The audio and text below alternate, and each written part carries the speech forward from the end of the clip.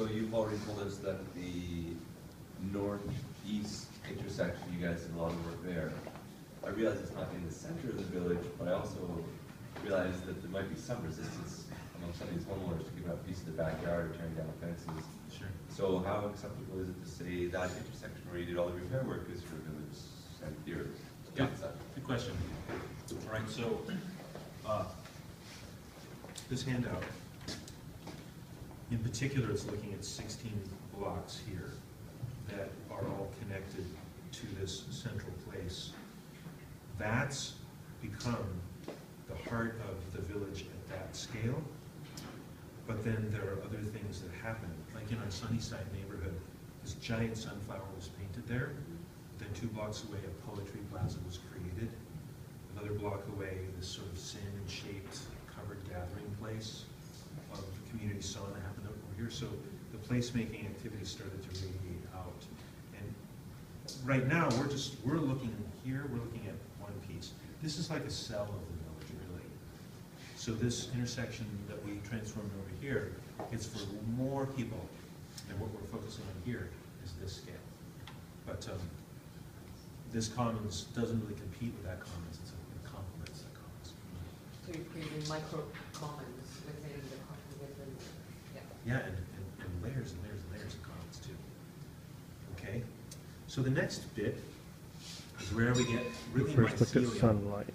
Looking at here. the existing This is neighborhood, about, how do I get more community? creating pathways. You may not have noticed, but in the grid, you're always going straight, taking a 90-degree turn, another 90-degree turn.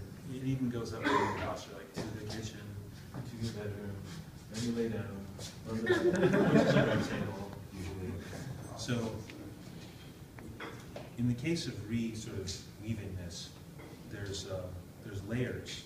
The first layer we're going to do is to get from the gateway to the heart. Just start there.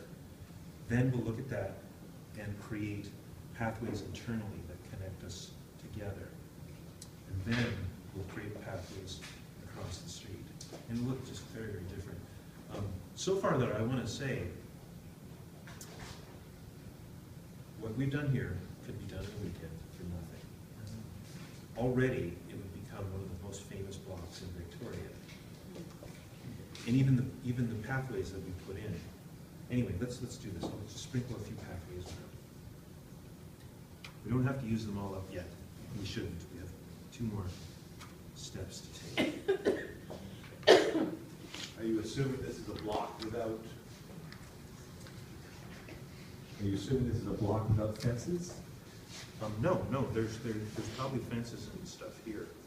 We're at this point, we could assume that we're waking up in a conventional reality with plenty of barriers, hedges, and but we just have decided that we have some affinity with each other.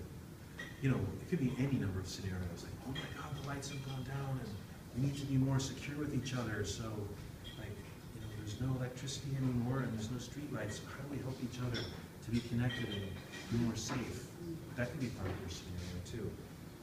But in this case, let's just assume that people want to create connections. Just to be clear, this house right here is my house, and I donate the garage to the community hall over there that needs an art space. You're getting